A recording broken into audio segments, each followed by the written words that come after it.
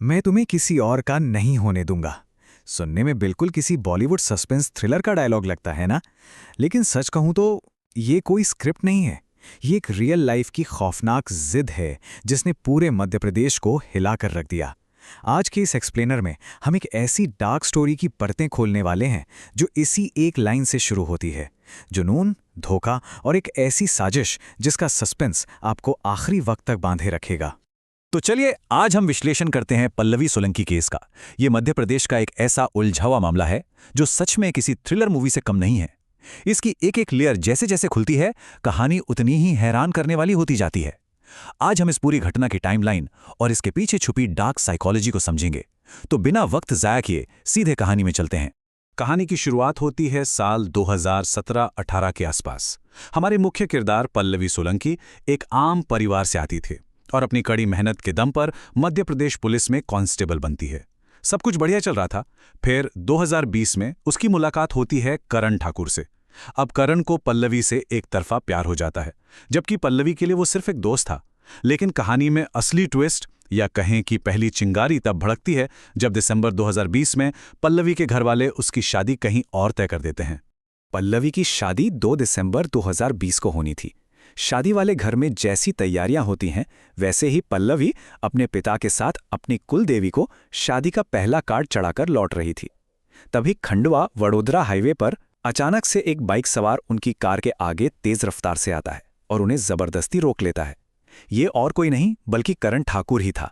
वो अपनी कार से उतरता है, गुस्से में पागल, और पल्लवी को एक खौफनाक अल्टीमेटम देता है कि वो किसी भी हाल में उसे किसी और का नहीं होने देगा। माहौल एकदम से हद से ज्यादा टेंस हो जाता है। पल्लवी जैसे ही साफ इनकार करती है, करण अपना पूरा आपा खो बैठता है। पता है उसने क्या किया? वो सीधा अपनी कमर से एक देसी कट्टा निकालता है और पल्लवी की तरफ गोली चला देता है। गोली सीधे पल्लवी की गर्दन में लगती है और इससे पहले कि कोई कुछ समझ पाता, करण खुद के सीने पर भी गोली चला लेता है। हाईवे पर दोनों खून से लथपथ गिर पड़ते हैं। अब यहां सबसे ज्यादा चौंकाने वाली बात यह है कि इतनी नाजुक हालत के बावजूद कई हफ्तों की लंबी और कॉम्प्लिकेटेड सर्जरीज के बाद चमत्कारिक रूप से दोनों की जान बच जाती है। खैर, ठीक होने के तुरंत बाद करण को गिरफ्तार कर लिया जाता है और वो हत्या के प्रयास और आर्म्स एक्ट के जुर्म में सीधा जेल चला जाता है। उधर पल्लवी भी ठीक होकर वापस अपनी पुलिस ड्यूटी ज्वाइन कर लेती है। लेकिन यहां कहानी खत्म नहीं होती बल्कि और उलझ जाती है। सोचिए जरा, लगभग 2 साल बाद जब ये शख्स जेल से बेल पर बाहर आया होगा तो क्या हुआ होगा? ये एक ऐसा सवाल है जो इस केस को एक नॉर्मल क्राइम स्टोरी से निकालकर एक बहुत ही अजीब और डार्क साइकोलॉजिकल थ्रिलर बना देता है।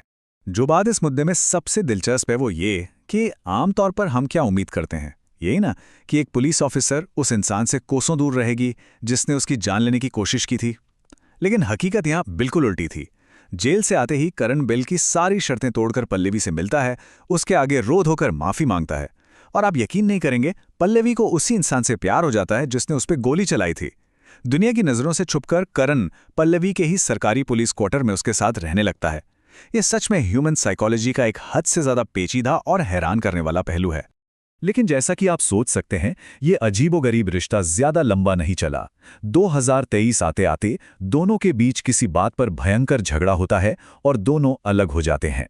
उसके बाद करण अपनी फैमिली की मर्जी से शादी कर लेता है, अपना एक ट्रक खरीद लेता है, यहां तक कि उसके बच्चे भी हो जाते हैं। वहीं दूसरी तरफ पल्लवी की लाइफ में एक नए शख्स की एंट्री होती है, उसी के डिपार्टमेंट का सब इंस्पेक्टर दीपांकर गौतम। हालांकि दीपांकर की पहले से शादी हो चुकी थी और उसकी पत्नी यूपी में टीचर थी, फिर भी वो पल्लवी के प्यार में पड़ जाता है। सब कुछ ठीक ठाक अपनी अपनी राह पर चल रहा था। लेकिन फिर आता है सितंबर 2024, जब करण इस कहानी में अचानक एक बार फिर से वापस लौटता है। लगभग 1.5 साल तक बिल्कुल गायब रहने के बाद शादीशुदा करण अचानक दोबारा पल्लवी से कांटेक्ट करता है और पल्लवी वो एक बार फिर से उसे दोस्ती का हाथ बढ़ा देती है। लेकिन इस बार सबसे बड़ा धोखा क्या था?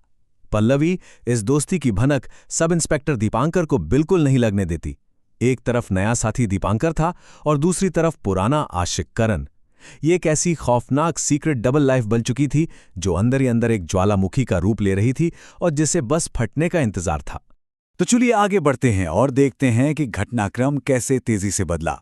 4 सितंबर का दिन था। दीपांकर पल्लवी के क्वार्टर पे ही मौजूद था। तभी करण वहां अचानक आ धमकता है और हुड़दंग मचाते हुए खुद को पल्लवी का पति बताने लगता है। वहां उन दोनों मर्दों के बीच जमकर हाथापाई होती है। इसके अगले ही दिन पल्लवी दीपांकर के घर पहुंचती है, माफी मांगती है और उसे विश्वास दिलाती है कि उसका करण से अब कोई वास्ता नहीं है।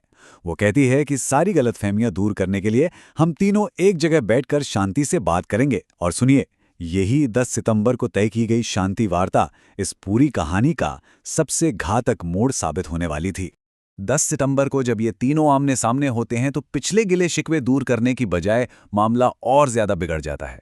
बात इतनी खराब हो जाती है कि करण दीपांकर की जान लेने के लिए कार से बाहर निकल आता है। माहौल को भांपते हुए दीपांकर तुरंत अपनी बाइक स्टार्ट करता है और वहां से भाग निकलता है। और फिर हाईवे पर शुरू होता है मौत का एक खौफनाक खेल। करण पल्लवी की कार में ड्राइविंग सीट पर बैठता है और लगभग 120 किलोमीटर प्रति घंटे की दहशतनाक रफ्तार से दीपांकर का पीछा करने लगता है।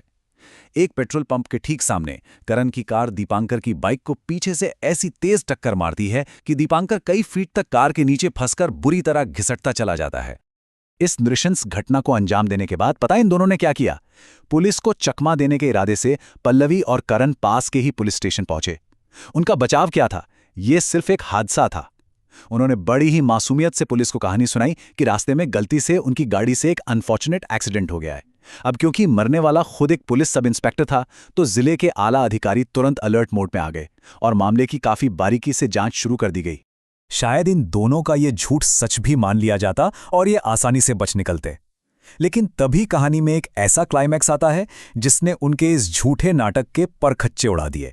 एक कांस्टेबल अचानक थाने पहुंचता है और एक ऐसी बात बताता है जिससे सबके रोंगटे खड़े हो गए।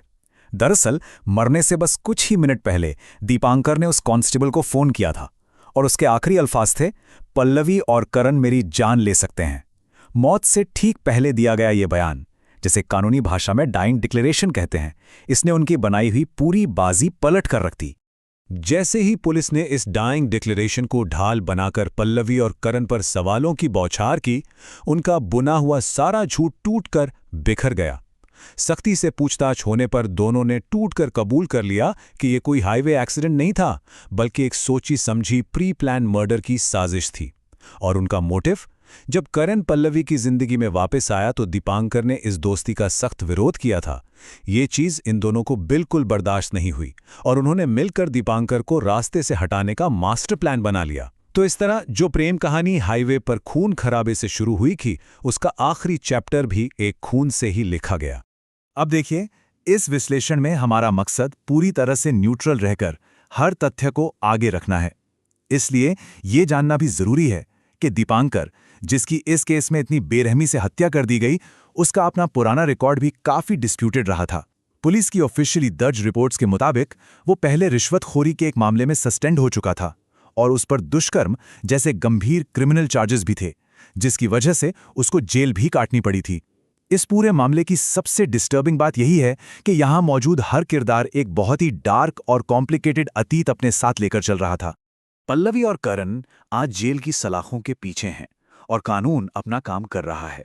हमने देखा कि कैसे एक तरफा प्यार, दिमागी उलझने, एक सीक्रेट डबल लाइफ और ईगो ने 3 जिंदगियों को एक ऐसे खौफनाक चौराहे पे लाकर खत्म कर दिया जहां से वापसी नामुमकिन थी। अब इस एक्सप्लेनर के अंत में एक बहुत ही गहरा सवाल पीछे छूट जाता है। इन सारे फैक्ट्स और इस ब्लड कर्डलिंग टाइमलाइन को समझने के बाद नैतिक और कानूनी रूप से इस पूरी डार्क रियलिटी में सबसे बड़ा दोषी असल में है कौन? इस विश्लेषण में हमारे साथ जुड़े रहने के लिए बहुत बहुत शुक्रिया।